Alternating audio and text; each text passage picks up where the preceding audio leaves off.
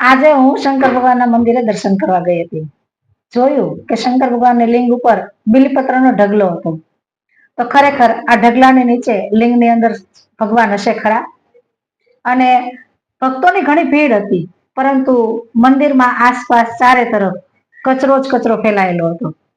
તો આપણે મંદિરોમાં કે જાહેર સ્થળોમાં જઈએ તો ગમે ત્યાં કચરો ફેંકવો નહીં, એનું ધ્યાન રાખવું જોઈએ. કારણ કે સ્વચ્છ ભારત સુંદર ભારત એવા નારા તો આપણે લગાવીએ છીએ, પરંતુ એ નારાને અમલમાં પણ મૂકવો જોઈએ.